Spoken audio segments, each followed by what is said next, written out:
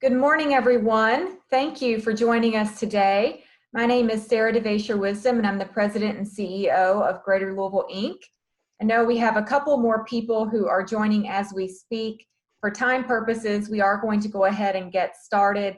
We've had a number of these webinars, and it seems as though we get a lot of attendance kind of joining as we go. So we'll go ahead and kick this off. We're here to talk about an issue today that GLI has been heavily involved in that's important to business.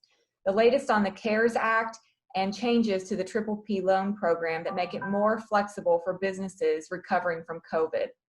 We really appreciate our federal delegation listening to the concerns of business as we've gone through these past few months. There have been a number of concerns expressed about the PPP loan program, and we're excited to see these changes. We're thankful today to have GLI Top Investor BKD present on these latest updates to the changes that were made last week to this federal legislation. We want to ensure that everyone who took advantage of this funding knows and understands these latest developments and regulations so that full forgiveness can be obtained and proper documentation can be in place. Before I turn it over, I want to just share a little bit about how our session will work today. If you have any questions, please put those questions in the chat box. Our staff will be collecting those questions throughout the session, and then at the end we'll do some moderated Q&A. We're also recording this webinar, and it will be posted on our website so that it can be looked back at, and those who couldn't join us today can also access it. Our presenters today are Chris Kramer, partner in the Louisville BKD office, as well as Tad Gudenboer, partner out of the Colorado Springs, Colorado office. Gentlemen, we are happy to have you with us this morning, and I will turn it over to you.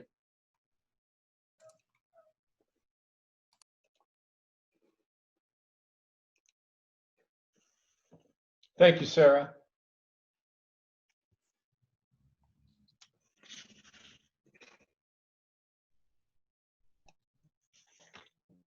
Hi, Chad. Morning. Sorry, I had a little bit of trouble there for a second. Thanks for having us here today. This is probably about the fourth or fifth webinar that we've done, on the forgiveness, issue that we have here. Each one of them has been different. It seems like every time that we get ready to do one, we get some additional changes. Last week was probably the most significant change we had, with the passage of the Flexibility Act that was finally passed in the Senate late on, I believe, Wednesday night, signed by President Trump on Friday the 5th. So the effective date, because you'll see a lot of reference in that bill to effective date. So the effective date will be Friday, June 5th. Let me just touch briefly on, a couple of the changes, that happened, through that act. Significant changes. It was actually a fairly small bill, in terms of how, the CARES Act was, to give you context, the CARES Act was about 980 pages. This one was 10 pages, and a lot of it was, preamble and a bunch of stuff like that. So very short, almost by necessity, because if you recall, the Senate had to pass this with unanimous approval, and they really couldn't make any changes to the House bill, or else they'd be waiting until probably June 30th to get it done. So there were a couple of provisions that I think people were hoping to see in this bill that weren't in there, mainly because it was out of interest of just getting this bill passed, and they'll deal with the other provisions later. The biggest one, we'll talk about it later, will be the non-deductibility of the expenses that are being paid. That's a big issue left outstanding, but not part of this bill. Let me just kind of touch on the 4 or 5 key bullet points of the new provision. The first one is for any new loans taken out between now and June 30th, the term will be 5 years as opposed to the 2 years, and that's if you don't have, the full loan forgiven. Kind of a moot point, given that no more loans will be issued or applications taken after June 30th, so only another 2 weeks. So that might be a moot point. There is a provision that allows existing loans to be renegotiated with the lender. I'm not sure how thrilled the lender is going to be to renegotiate those, but again, like I said, I think with the other provisions here, most people are going to get 100% of their loans forgiven, or at least it's going to be much simpler to get that done. So not sure that's going to be a big deal. The program Just what the banks want, Tad, right? To administer a loan for 5 years, these SBA loans. At 1%. Yeah, they're all over that. So, And given the fact that, as we'll see later, they're the ones that are actually making the determination on the forgiveness, they may have a slight bias, but maybe not. The program term is now out to December 31st of 2020, but just to be clear, that's the program term. It's not the time period to request, or submit an application for a new loan. Congress actually, part of getting this through the Senate was they wanted to make sure people knew that that term was not extended to get loans past the June 30th date. So they actually had published in the Federal Register, a congressional statement of intent. And that's all that statement of intent said, was that, that they wanted to make it clear that no applications will be accepted after the June 30th date. So if you're kind of on the fence right now about, you are waiting to get more clarity on some of the provisions before you submitted your application, probably better to get that in before June 30th. Two reasons. One, they may run out of money on that second tranche, although I'm not sure that's going to happen. But the main thing is that you're going to run out of time. Here's the big one, the headline piece of this thing. It extended what they called the covered period, the time period in which you had to spend the money, from 8 weeks to 24 weeks. Okay, and probably the biggest question that we're getting here is, because you can elect if you want, if you're going to get through your loan proceeds in the 8 weeks, no FTE reductions, you can still use the 8-week time period if you want. And one of the biggest questions we're getting, or two of them, are, number one, do we have to file an election form to elect the 24 or the 8 prior to the end of our 8-week time period? The answer is no. That's one of the FAQs that we have towards the end. So no, you don't have any kind of formal election. My guess is that the 3508 form, which is the application for forgiveness, once they modify and revise that, they will have just a checkbox in there as to which one. The second one, and this is a big one that we're getting, is, look, I don't need 24 weeks. I only need maybe 12. Can I make an election after 12 weeks to cut off my covered period and just file for my forgiveness after the 12 weeks, or do I got to wait for the whole 24? Unfortunately, at this point, it's either 8 or 24. They did not make any provision to, cut something off, halfway in between if you don't need the full 24. But that's a question that's coming up a lot. So stay tuned on that one. There may be some, change on that through either an FAQ or an interim final rule, issued by Treasury or the SBA. But as of right now, it's either 8 or 24. They added a couple of safe harbors. I think the biggest factor that people are going to have right now are going to be the FTE reductions. And so they added a couple of additional safe harbors. They listened, to employers and borrowers out there saying, look, I can't bring people back because I've got restrictions on me caused by either CDC, requirements saying, look, I can't have more than half my people back, or I can't have more than 25% of my people back. So I'm effectively precluded, from maintaining my FTEs as what they were prior to the pandemic hitting. So, I mean, I can't get my full FTE, so I'm going to have a reduction. So they gave us a safe harbor that said, basically, if your business activity, isn't at the same level as it was prior to February 15th of 2020, and the reason for that is because you can't bring your people back, that's a safe harbor to get out of the FTE reduction. I think that's going to be a big item for a lot of people. The issue is it's fairly subjective. Okay, what's a level of business? What does that mean? Well, we've had that problem all throughout the PPP program, is kind of trying to understand what these things mean before they issue the guidance. But I think that as of now, that's a pretty subjective item, and reduction in business is a reduction in business. Your revenue's down, you can't serve as many people. I think that's going to be a fairly substantial item as we go forward. The second big headline item, prior to the issuance of or the new bill passing, there is that 75% requirement to spend on payroll costs. Now that's down to 60. I'll get in probably here in one of the slides later that may not be as big of a deal now if you elect the 24 weeks as it was with the 8 weeks. So I think that may actually be kind of a moot point at this time, especially since it got reduced down to 60. Then there's a couple of other technical things about when you have to submit your application for forgiveness. Prior to this point, there was no deadline, no time frame you had to. Now they put a 10-month time period on you from the end of your covered period, whether it's the 8 weeks or the 24. From that point forward is when you have to submit the application for forgiveness.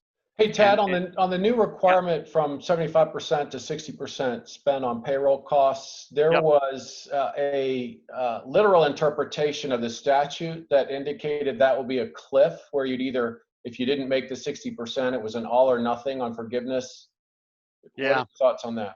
Yeah, that actually was how the bill was written, and one of the hangups that's getting that bill passed through the Senate was Senator Rubio had a real problem with that because that really wasn't the intent, and he got comfort level from Secretary Mnuchin that they would deal with that in their regulations that they issue. They actually did deal with that already. Secretary Mnuchin and the chairwoman of the SBA issued a joint statement on Monday that pretty much confirmed the fact that the 60% will not be a cliff. And the way they do that is how they determine your forgiveness amount. We'll get into that here kind of towards the end of the session. But yeah, that was a big concern out there. And if you remember, it was a concern on the 75-25 as well, because there's conspiracy theories out there that was going to be a cliff, which made absolutely no sense because you could gain that pretty easily. As you went through it. But yeah, that's a good question because that was out there. And the final item, and again, you'll see a slide in here. And again, you guys have access, I think, to our slide deck because we're not obviously going to hit everything in here, but it's a fairly comprehensive slide deck. We use it for a 2-hour presentation, that we normally do. So there's a lot more information in there. But one of the things in there is that prior to the new bill, anybody who had a PPP loan could actually use the other provision to defer their payroll taxes. And that was the provision in the CARES Act that said, hey, look, any employer, for 2000 from now until the end of 2020, they can defer depositing the employer's share of the FICA tax. And you could defer that until half of it would be due December 31st of 2021 and half December 31st of 2022. Well, prior to the new bill passing, people with PPP loans could actually defer their taxes, but only up until the time period where they had some of their loan forgiven. Once that happened, they couldn't defer the payroll taxes from that point forward.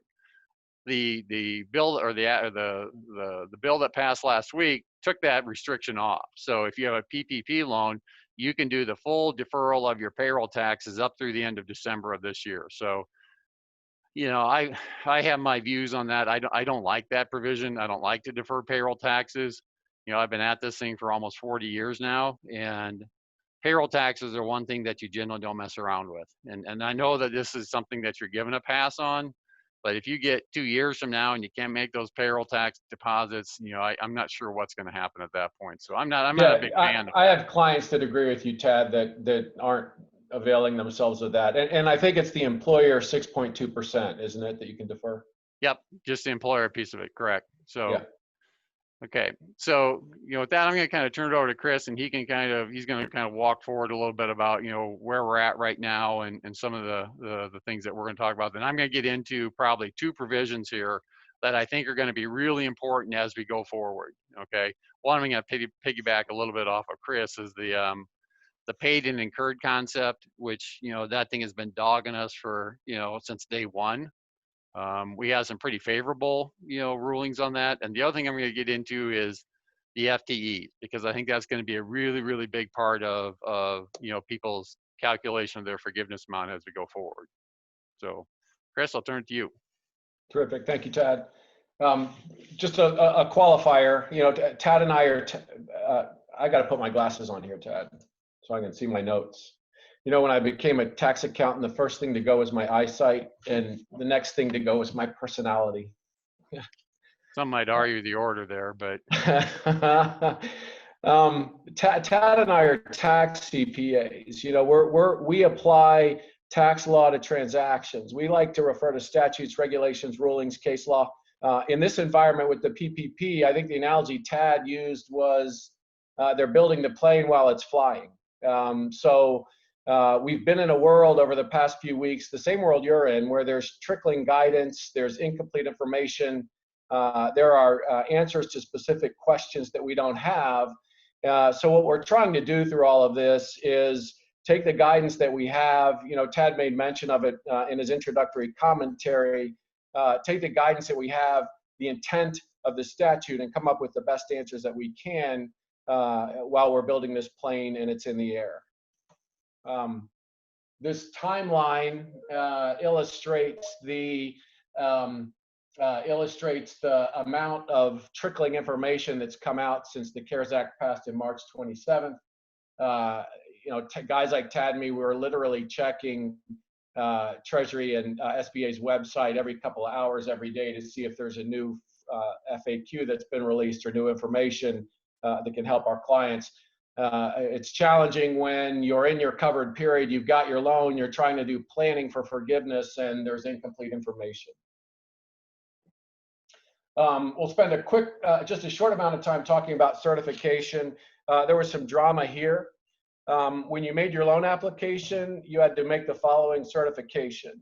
Quote, current economic uncertainty makes this loan request necessary to support the ongoing operations of the applicant, which seems pretty general and innocuous. In the first tranche of funding, some of the larger, more sophisticated, qualified PPP applicants got their applications in early. The funding ran out. A couple of days before SBA introduced some guidance for independent contractors and sole proprietors to apply for forgiveness. There was a big backlash that the large, even publicly traded companies that had access to capital through capital markets had essentially hogged all the money. And in late April, Treasury Secretary Mnuchin said in a press conference that public companies with access to capital did not make that certification in good faith. That was followed shortly by FAQ 31, which essentially said the same thing. Then a few days later, FAQ 46 came out. Between FAQ 31 and Mnuchin's comments and FAQ 46, there was a lot of angst. If I took this loan and I made that certification, should I give it back? Maybe I had some room on my credit line. Does that mean I shouldn't have taken this PPP loan? Well, we got some FAQ 46 provided a safe harbor. If your loan was under $2 million, that certification is deemed safe under this safe harbor. The presumption being that the loan was based on 2.5 months worth of payroll, and if you're under 2 million, you're presumed not to have access to capital. That would preclude you from making a valid certification. If you're over 2 million, FAQ 46 further provided that you have to validate and prove to the SBA as part of the forgiveness process that your certification was valid. However, if the SBA determines that you should return the money based on an invalid certification, as long as you repay the money to the SBA, they won't pursue administrative enforcement. I think the key here is if you're over 2 million, you need to be able to document that uncertainty contemporaneous with the signing of your application. Model out scenarios, document the possibility of worst case scenarios, document the possibility of banks calling loans, the availability of collateral on existing loans, document the impact of the permanent loss of your workforce in place. If anyone on the call wants some help understanding how to paper your certification contemporaneous with your loan application, reach out to Tad, reach out to me, we can help with that. The loan application form has some new certifications. They're on the slide. They really just say, we're doing everything right. Tad already covered the applications are due by June 30th. Tad also talked about this. The forgiveness, your forgiveness amount can be reduced by the number of full-time employees, wage reductions, and this new 60% used to be 75% payroll cost. Yeah, we'll go through that in a minute, but that the whole concept of these reductions needs to be put in the context of the actual calculation. When they came out with the 3508, which again, that's the application for forgiveness, it actually came out in almost beautiful simplicity, which I know that's a tough thing to say for something that comes out from the government, but the way they came out with the calculation of forgiveness, the lesser of three numbers is almost like too simple. But it works out beautifully, and we'll get into that here in a little bit. Yeah, and the spirit of the PPP provisions was, hey, the government's going to help subsidize your business. Don't cut pay. Don't lay people off. Pay your rent. Pay your debt. Pay your utility bills. Keep the lights on, and we'll subsidize it. And these are the mechanical guardrails that allow for those overarching provisions. And again, Tad's going to talk a little bit more about those guardrails as we go through the presentation. We already covered that. The unforgiven portion is now a 5-year term at 1%. Tad covered that in his opening remarks, so that's a change. Loan disbursement starts an 8-week or 56-week covered period. That covered period, as Tad mentioned in the opening remarks, is now 24 weeks.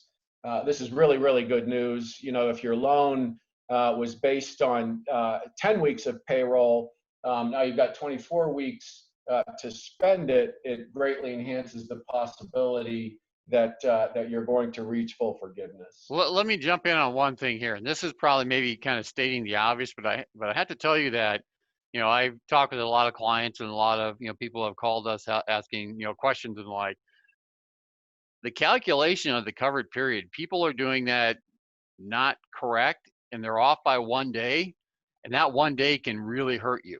Okay, so you see in the example, the loan proceeds are received on April 20th. That means the CP runs Monday, April 20th to Sunday, June 14th. So many people are saying, no, it runs through Monday, June 15th. That's the last day. Well, that actually is 8 weeks in 1 day.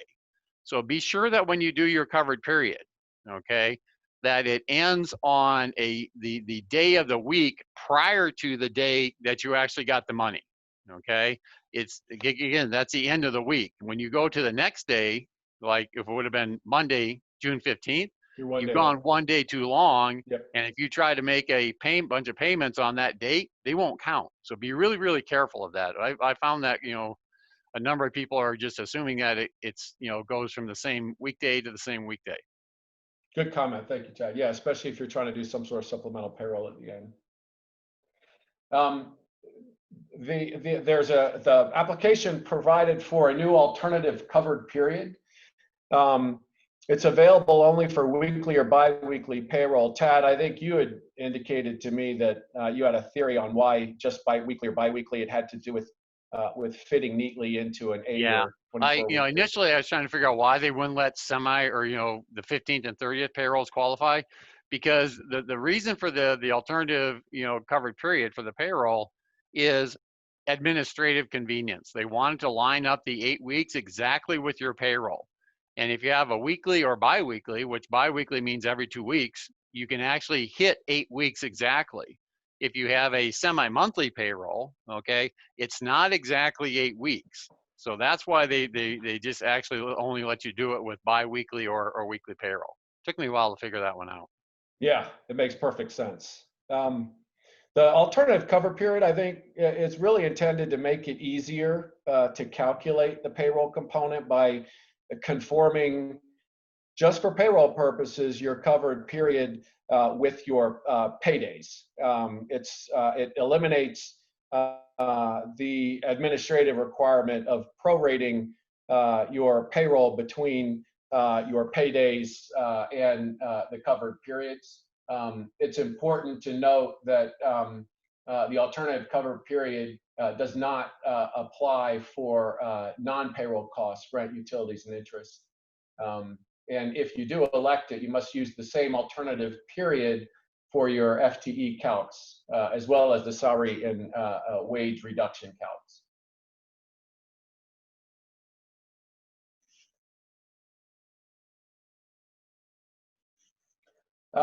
For payroll costs, the borrower may only elect the 8-week or 24-week period to begin on the first day of the pay period after the disbursement of the loan proceeds. When combined with paid and incurred language, this allows the use of normal pay periods without a supplemental payroll necessary. Again, we're conforming the covered period with your paydays. Yeah, Um, Chris, why don't you maybe, yeah, we'll get to the, I'm gonna go to an example later. Let's wait okay, till we get to the paid and incurred. Go ahead. okay. Um, the eligible payroll costs that you can include, it's really your gross payroll. There was some guidance that said take your Medicare wages and add back any pre-tax employee contributions for health insurance or other fringes from Medicare wages, which is a way to get to your gross compensation paid. Payroll costs also include employer contributions to health plans, employer contributions to retirement plans, and SUDA. Eligible non-payroll costs, those are real or personal property interest, mortgage interest. The important thing I think to highlight there is personal property is included. So if you've got a term loan that's secured by manufacturing equipment, for example, that interest would count.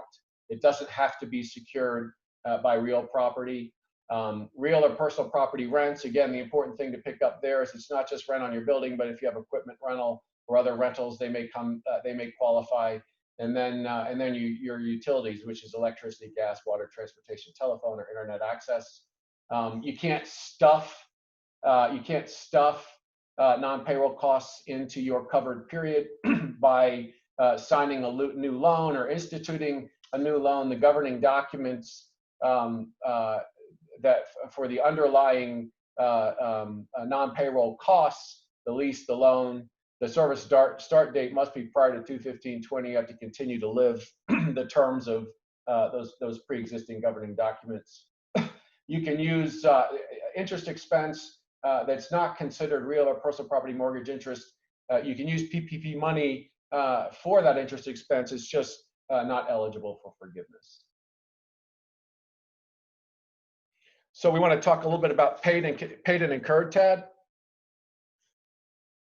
Yeah, this whole paid and incurred thing has been probably the biggest conundrum we had since it was issued, since the CARES Act was out. I mean, we could not, and it all boiled down to, the one sentence in the CARES Act. It says the following costs incurred and payments made during the covered period. Remember, covered period at that point was only 8 weeks. We didn't know if that was, one item or two items, incurred and paid, or two separate items, cost incurred and cost paid. And so we really had no guidance until like May 15th. Okay, now remember, under the terms of the CARES Act, Treasury and SBA was supposed to have guidance out for forgiveness on April 26th. The very first stuff that we got out from them was the Form 3508 instructions on May 15th. So they were like a month late with that stuff, even getting it out. But the language that came out was actually, pretty favorable, for both payroll and non-payroll costs. If you go to I think slide the next one, which I think is 16, or just go to the next slide. Yeah. What it actually did is it was very favorable. It kind of gave us the best of both worlds. Let's start with payroll costs first.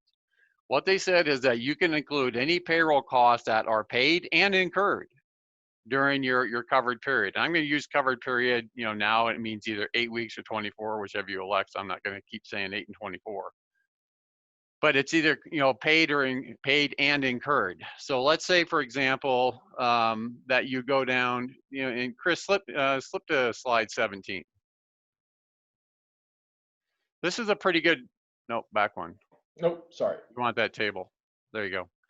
This is it's a context of which covered period to use, but this gives you a good example of what you can include in the time period. Because prior to the rules coming out, we didn't think that if you paid a payroll within your 8-week time period, but that payroll actually covered a pay period prior to the beginning of your 8-week time period, we didn't think that would count.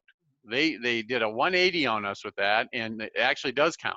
So any payroll paid in your covered period, it counts as eligible payroll cost regardless of the time period that it covers. That is a big deal for us.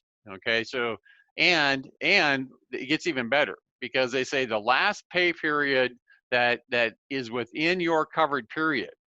So even if you had payroll that wasn't paid for maybe the last 5, 6, 7 days of your covered period, you get to include those even if it's paid outside of your 8-week time period, so long as they're paid by the next regularly scheduled pay date. So you can see here an example.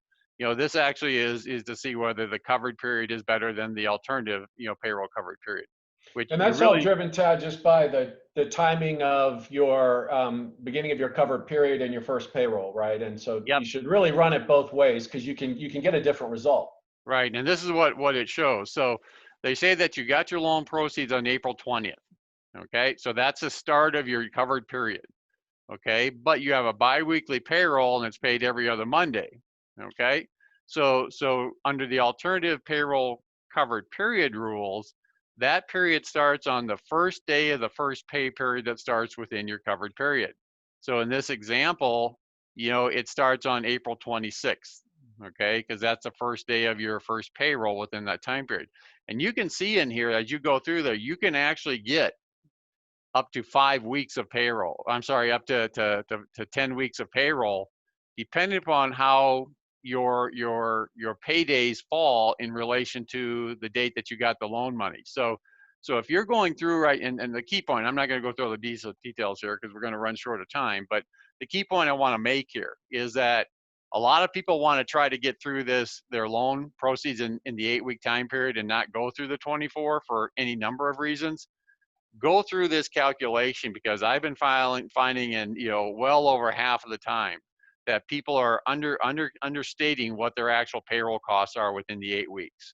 Okay, mainly because the rule changes didn't come out till late and people were kind of misled about what was included and what wasn't. But I'm not gonna say I'll guarantee you, but I will pretty well guarantee you that if you go back and do the calculation, you're going to find you've got more days than what you initially calculated, and you might be able to get through, your loan proceeds and get max forgiveness in the 8-week time period as opposed to waiting for the full 24. Look, you'll get through it in the 24, no question for most people, like 99% of them. But if you can get it done in 8, I think most people are going to want to try to get it off their books if they can. Yep. Okay, you want to flip back then? Let me see. I want to cover the paid and incurred for your non-payroll costs. Oh, that's Okay. here. Yeah. Yeah. You want to take that one? Chris, you Oh, want to for take your that one? non-payroll, or you want the? Go for the Yeah, sure. non-payroll. The non-compensatory costs. Remember that eligible payroll costs also include the employer-paid health insurance, including self-funded plans, employer-paid retirement plan contributions, and SUTA. Those non-wage payroll costs that count are generally counted in the covered period or alternative covered period on the cash basis.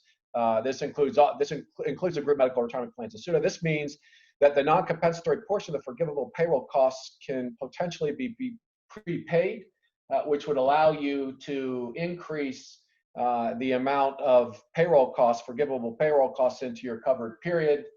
You just want to be careful and not stuff too much in there, and especially if it's not needed now with the 60% and 24-week. Yeah. Remember, payroll costs are golden. Okay. Anytime you have, and again, that payroll is that broad term. It includes the benefits and the retirement and those type of things. Those things are golden. So the more of those costs that you can get, the better off. The biggest question that we're getting here is in terms of people who are self-insured. Can I, just make a big deposit, with my TPA, my third-party administrator? And the answer to that's probably no. But if you take a look at it, you're generally like a month and a half lag between when the costs actually show up versus when they're actually incurred. So you can probably get a fairly sizable amount put into your self-insured plan. But again, remember that. But that strategy is really probably more in line with if you're trying to get done in 8 weeks. If you've got 24 weeks, most people are going to get through their loan amount anyway and have, the max forgiveness. So it more becomes a strategy if you want to accelerate and try to get done in 8 weeks. Yep. Let me just touch briefly on the non-payroll costs, which are your rent, utilities, those type of things. We also got some favorable news there. Pretty much anything you pay within your covered period is going to be eligible. Remember, these are all subject to the 40%, 60-40 rule, but anything that you pay within that time period is good. Plus, It says that if you have a cost, that is incurred within your 8-week covered period, but it's paid after the 8 weeks by the next regular billing cycle or after the covered period, that counts as well. Here's a good example: utility bill. So let's say that your 8 weeks or your covered period ends on June 15th, and you don't get your June utility bill until the 1st of July, and you pay it by the due date of that bill. You would get to include 15 days of that utility bill as part of your non-payroll costs. It paid in your covered period because it was incurred and paid by the next regularly scheduled billing date. So that was a pretty big concession they made. But again, it was a big concession, but at the end of the day, when you're limited to 40%, most people are, when it was 25, most people are going to hit it pretty easily. 40, yeah, it might be a little bit more difficult. Chris, in the interest of time, let's jump forward to slide 20, because it should start with the full-time equivalents. I think that this is going to be more of a factor now in people's decisions and in the actual calculation, as we go forward. Prior to the bill passing last week, I really didn't think so, that the full-time equivalent. Remember, one of the reductions in your forgiveness, okay, is if you reduce the number of full-time equivalents you have over what you had during one of two base periods. And you can see the base periods here, that they're either the first 2 months of 2020 or from February 15th of 19 to June 30th of 19. If you have a reduction of your FTEs during your covered period over one of those two periods, then potentially a portion of your loan will be forgiven. So the first question we had is, how do you calculate an FTE? Well, prior to them issuing the information on the 15th with the form 3508, everybody was thinking an FTE was 30 hours. Well, it's 40, which shouldn't make any difference because you're going to take both periods and use a 40-hour FTE. They did give us a simplified method that anybody that's under 40, you can treat them as a half of an FTE if you want, or the actual fractional FTE that you end up calculating. Flip the next one there, Chris. That's the reduction factor itself. We just went through. It's a fraction. The numerator of the fraction are your FTEs during your covered period. The denominator is during one of those two reference periods. So you want that fraction to be high. So you therefore want that denominator, the bottom number, to be low. So when you make your choice between the first 2 months of 2020 or the 2019 reference period, you want the lower of those numbers. Okay, next one. Here's the real question though, okay? When you get through all this stuff and assuming you elect the 24, I'm not sure it's gonna matter, okay? And again, it's an individual by individual situation, but if the way that the FTE reduction is calculated, or not the FTE reduction, but the way your loan forgiveness is calculated, it's a lesser of three numbers, okay? And those three numbers are your loan amount, your total payroll costs that you paid or incurred during the covered period, divided by 0.6. Or the third item is what they call your modified total cost. And the modified total cost is the only item that your FTE reduction factor is going to affect. And what the modified total costs are your total payroll and non-payroll costs that you pay or incur during your covered period. So let's think about it. 24 weeks. You're going to incur a fairly substantial amount of payroll and non-payroll costs, well over your loan amount. But remember, it's the lesser of those three numbers. So you're going to incur well over that. And even if you have a reduction factor of, say, 80% or an 80% quotient, that number, 80% times the total that you spent in your 24 weeks, is in all likelihood still going to be well in excess of your loan amount. So I really don't know that, that even if you have a reduction in your FTEs, I'm not sure it's going to matter. And the reason I'm a little hesitating on that is because I'm still a little bit afraid of that last bullet point there, that the SBA and Treasury will cap your modified total cost or your total amount that you spend at your loan amount. That way they'd almost guarantee that if you had an FTE reduction, that you're going to have an actual reduction in your forgiveness amount over your total loan.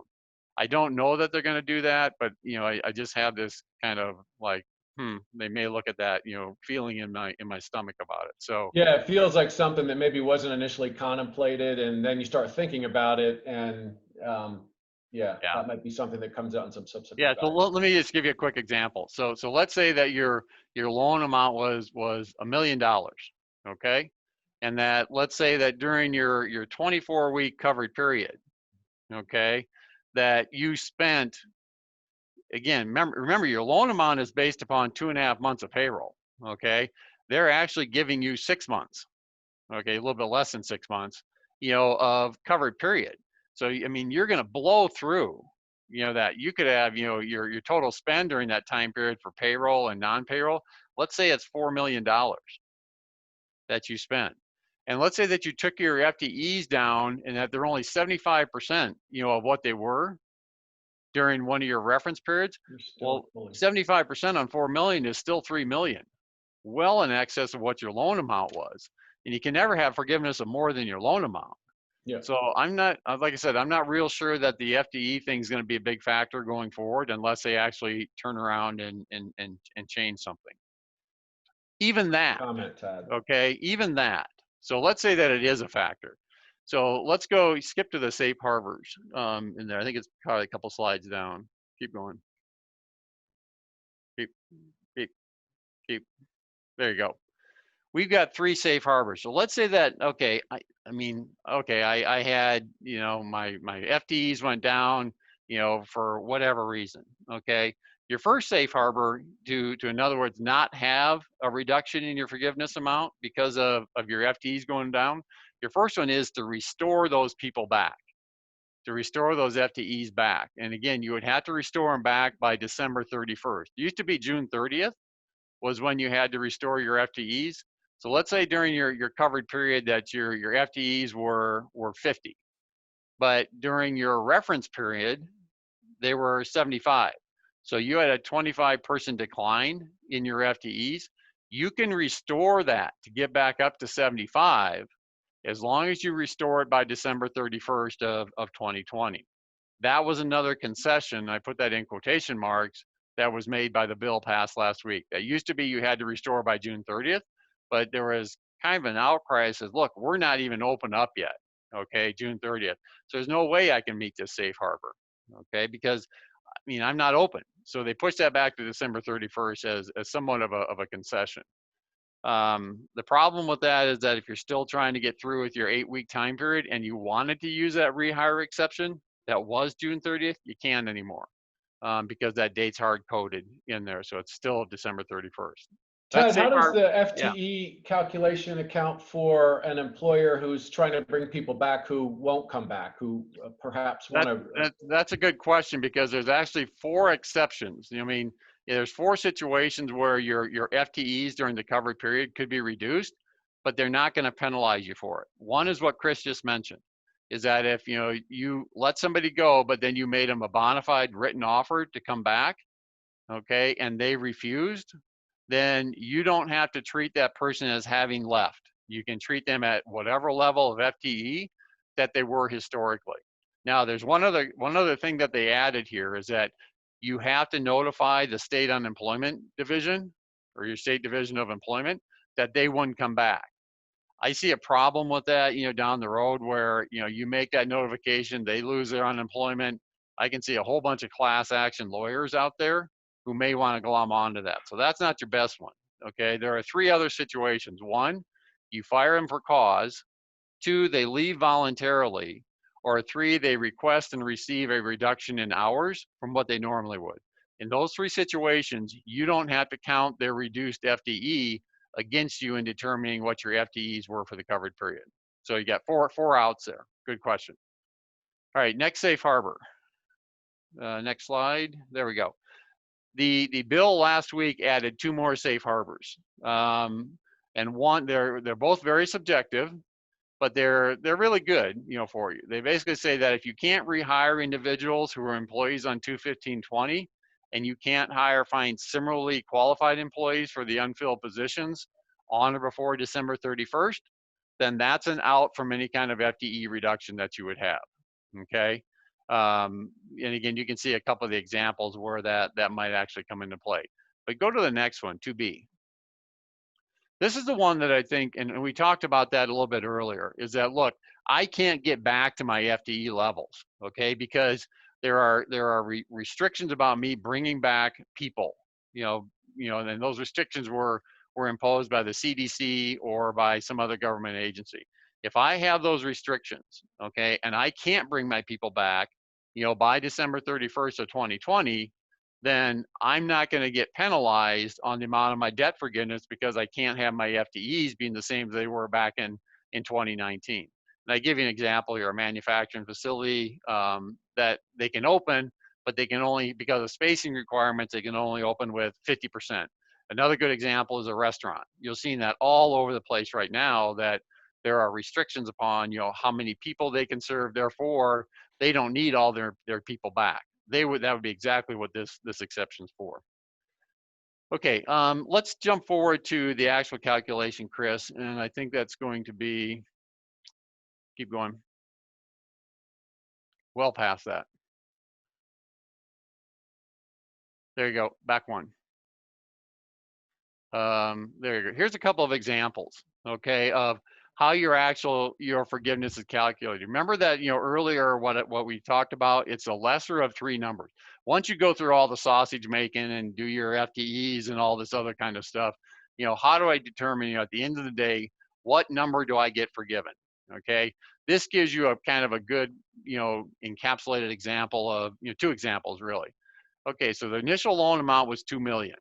Okay, in their covered period, they had $1.5 million of payroll costs, and you can see the other three categories of non-payroll costs in there totaled $500,000.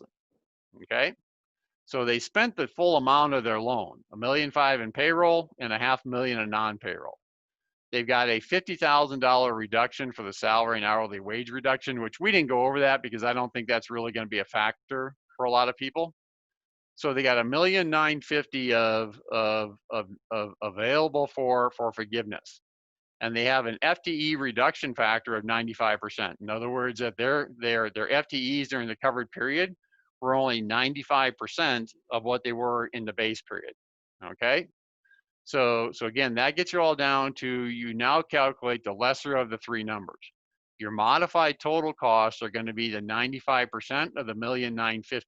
Remember how we talked about before that the FTE reduction only applies to one number, the total amount you spent times your FTE reduction. So they spent $2 million during the covered period. They had to reduce it by a salary and hourly wage reduction, and then that's times the FTE. So it's a lesser of three numbers. That number times 95%, which is $1,852,000. Their loan amount, which was $2 million. Or the third item was their total payroll costs, $1.5 million, divided by 0.6, which that's the $2.5 million. So in their case, they get $1,852,000 forgiven. Probably a better example is the one over in the right column. Same loan amount, $2 million. They spent $2 million on payroll, still spent, $500,000 on non-payroll. They've got no salary or wage reduction, so this will be cleaner to look at. So the total amount that they spent was $2.5 million, $2 million on payroll, $500,000 on non-payroll. Their reduction amount is 80%, okay, because they had a reduction in FTEs of 20% from the base period. So their modified total costs then are the total amount they spent, the 2.5 times the 80%. So that's 2 million. Their loan amount was 2 million, but the total payroll divided by 0.6 was 3.3. You can never have more forgiveness than what your loan was, okay? And in their case, they would get full forgiveness of the loan. So even with an 80% FTE quotient. Even with an 80% FTE reduction. So that kind of illustrates what happens is that during the 24 week time period, that line 6 number is just going to be so much larger than what your loan amount is, that even if you do have an FTE reduction in there, I'm not sure that it's really going to matter. Again, that's, assuming they don't come back in and change anything. With that, I think we probably we're right at our leaving 10 minutes for questions, but I would point out that I think it's slides, where the FAQs start, Chris. There you go, back. Yeah, you'll see the FAQs. We got about 7 of them, there for you. That these are the questions that we probably gotten more than any during the last, you know, week or so, with the new bill coming out. But we can open it up, and some of the questions that are there, they actually may be kind of some of the same ones that we have here. But I want to make sure we did leave some time. Thank you so much. That was an excellent presentation, very informative. A couple of questions have come through. Can you talk about what additional fixes may still be coming? What issues remain unaddressed that still need to be addressed? Yeah, I actually think we had a slide on that back on about 3 back, I think, Chris. Key takeaways and remaining questions. Okay. There's a couple of internal questions about whether you want to use the 8 or the 24 weeks. I think one of the big questions that's out there right now, can we use something between 8 and 24? Okay. In other words, if I don't need 8 weeks, I need another 2 payrolls, or whatever. Do I now have to wait for 24 weeks because now I got FTE risks during that time period, which, as we point out, may not be a risk. I got the risk that you're going to come in and change the law on me. There's a whole bunch of other things. So people want to get full forgiveness, but they want to get it as quickly as possible. So I think that's going to be a really key item to look at. And that question's being asked a lot. So I think that they will give some clarification on that one. So that's a big question. Self-insured plans, we talked about that earlier, about how much of that you can actually prepay. I think that's a big one. Probably the biggest one out there right now, and it's going to be a battle. We talked about it earlier, is the deductibility of the expenses. Because remember, right now, any expense that you pay with a loan that was forgiven, that expense is not deductible. There's some real argument about there whether that was really the initial intent of Congress or the Senate when they passed the CARES Act, but the IRS made that interpretation, and honestly, they're correct. Okay, they're applying the law correctly, but it wasn't the intent of the Senate. Well, Treasury is just throwing up their hands, say, look, we can't change what the law is. Okay, so you're going to have to change that. So there are a Ted, the number. statute said it was going to be exempt from tax, and then the government kind of came in the back door and said, well, there's this code section 265 that says if any tax exempt income, any underlying costs connected with tax exempt income would not be deductible, and that essentially makes the loan proceeds taxable. Yeah, so which really begs the question is that why the heck would they put in the CARES Act that the forgiveness of the loan proceeds isn't taxable if they're going to turn around and make the expenses non-deductible? Okay, you get to the same place. Yeah, so that tells me that the senators had no clue about Section 265. I mean, hell, most accountants didn't know about Section 265. Until some professor 2 weeks later it became an issue. Yeah. So I think those are the kind of the key questions that we have out there right now. But check that page there. There's a couple of other ones. Very good. And we also got another good question come through here. For 501c6 nonprofits, are they still eligible for the PPP loan? There's been a lot of confusion about this, and this question indicates that some have received it. So are they eligible or not? Let's see. I got to remember, a C6 is like a country club, if I remember correct. Well, it's like a member organization. So yes, GLI is a C6 as well. Yeah, I thought there was a distinction between, I thought a C6 was more of a social club, but maybe not. My understanding, here's the rule, okay? Nonprofits under C3 are eligible, okay? No question about it that they are eligible, including, and churches are eligible as well, okay? And again, they have come back with a couple of, interim final rules about certain, I think a C12 co-op and those type of things. So I don't know for sure. I would not probably say a C6 is going to be eligible at this point. That's just going to be my view, but I don't think they've actually come out and had any kind of indication about whether it was. You know what? There are a lot of entities out there that got loans that probably shouldn't. I'm seeing a lot of those, but I think people were just of the view, look, at this point, it doesn't say whether I'm qualified or not qualified, so I'm going to apply. And that's what happened on a lot of these. And is there any major risk in doing that? The question here is also, it also says, should we try to apply? I mean, is it worth a shot? Is that your advice? Well, I can't advise them if they want to call and we can talk about it, but I can't give them broad advice here right now on that. You can certainly apply, but remember, you're signing a certification that says you are eligible, just like you signed the certification, that says, you needed the loan fund. So I'd be a little careful with that. Again, I would probably discuss it with my banker, okay, or whatever bank that you're going through. Now, I know most bankers are going to, not be happy I said that, because they want to distance themselves as far as they possibly can from this. But it would be something that I would probably talk with them, and then maybe talk about with your attorney. But as it stands right now, I don't think that there's a blanket okay for C6s. Got it. Why don't we use the next couple of minutes here to go over those FAQs? Because Okay. I think that's going to be of great interest to our folks. Okay, Chris, you want to jump down to that? Back to the first one? Back. There we go. Okay, this is probably number one on the list that I got. Do I have to file a form to elect to retain the 8-week covered period, or to use a 24? Nope, no formal election. What will happen is they're going to redo the 3508 form, and it's going to be totally different than what it is now. I mean, framework, it'll be the same, but it'll be my guess there'll be a checkbox on there to indicate which one you use. Next one. Yeah, this is one we talked about, that I think that this one will change. This is one where I don't need 24, but I need more than 8. So can I just make my covered period whatever I need, to conform to to what I need to spend the money? Right now, no. It's a binary time. It's either 8 or 24. If you elect the 24, then you got to do all your calculations based upon a 24-week FTE calculation. And 24 weeks on your covered period expenses.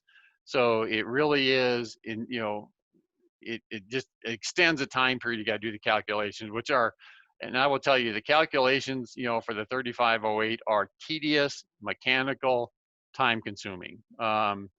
If you don't have the staff or people there, and this is where I'll put in our shameless plug, is that we will be doing a number of these, and we're in pretty good position to be doing them. If you want some help, or if you want somebody to take a look at those, we're get a hold of Chris or myself.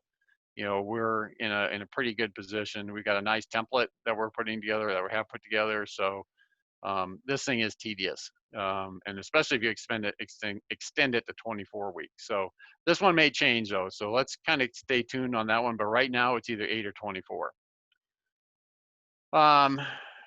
This is a kind of a bit in the weeds, that, okay, I've done everything I need to do within my 8-week time period. Okay. But I have a reduction in my FTEs, but I meet one of the two new, remember 2A and 2B we went through? Do I have to wait until December 31st to file the 3508, because there's reference in those two new safe harbors to December 31st being the measurement date? I think that we can still file now, because it's not a hard date, that the measurement date is actually December 31st. In the first qualifier, it says that during the period, February 15th, 2020, the amount of the forgiveness shall be determined without regard to. Remember, these 2A and 2B are the ones where you can't get back to the FTE level because of CDC rules, or because you can't find the people, okay, qualified people. So it talks about the period February 15th to December 31st. And the second qualifier in the safe harbor is that it's an on or before test. So at this point, I think that if you're through the 8 weeks, you've spent all your money, but you have an FTE reduction, I think you can rely on one of these two new safe harbors. Okay. Next Excellent. one. Thank you, Tad. Next. Sarah, Sydney, thanks for hosting us today. Absolutely. Thank you so much for speaking. We appreciate your time. This has been very, very helpful. Do want to just say that we are going to be sending the slide deck, and we will post this on our website. So if you missed anything, we would love to put your contact and make sure your contact information's in there, so that people can follow up with any additional questions. So yeah, and if you had some questions, I think Chris will follow up as well too. Sure. Excellent. And Sydney just posted a survey link that will also be sent to participants today. So thank you again. Have a wonderful day. Thanks, everybody. Thank you, Sarah. You too.